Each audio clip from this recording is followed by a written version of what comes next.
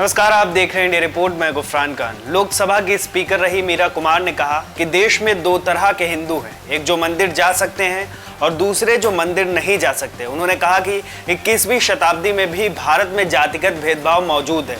जातिगत भेदभाव एक ऐसा मुद्दा रहा है जिसको लेकर आए दिन देश में सियासत होती रहती है। ताज़ा मामले इसी संदर्भ में है जिस पर लोकसभा की पूर्व अध्यक्ष मीरा कुमार ने सवाल उठाए हैं।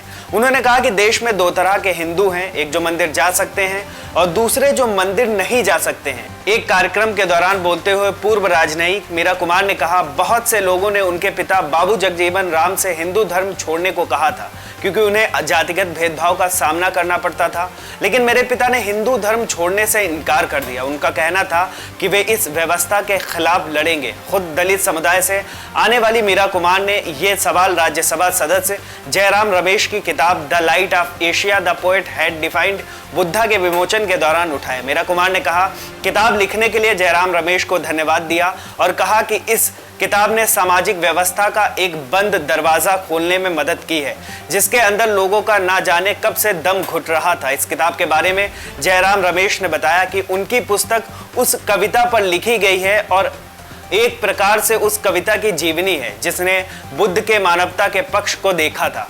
जयराम रमेश ने कहा, जहां तक बोध गया स्थित महाबोधि मंदिर के प्रबंधन का सवाल है तो मेरी किताब हिंदू बौद्ध संघर्ष के समझौते की बात करती है।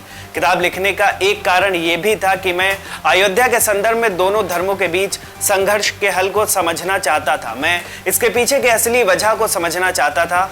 कांग्रेस नेता ने कहा, बहुत से अम्बेडकरवादी बौद्ध जो धर्म गुरु नहीं कार्यकर्ता हैं, उनका कहना है कि अगर राम जन्मभूमि मामले में 100% नियंत्रण हिंदुओं को दिया जा सकता है तो भगवान बुद्ध की कार्यभूमि को 100% नियंत्रण बौद्धों को क्यों नहीं दिया जा सकता। मीरा कुमारी ने कहा, पुजारी ने अक्सर मुझसे मेरा गोत्र पूछा है और मैंने उनसे कहा कि मेरी परवरिश वहाँ हुई है जहाँ जाति को नहीं माना जाता है।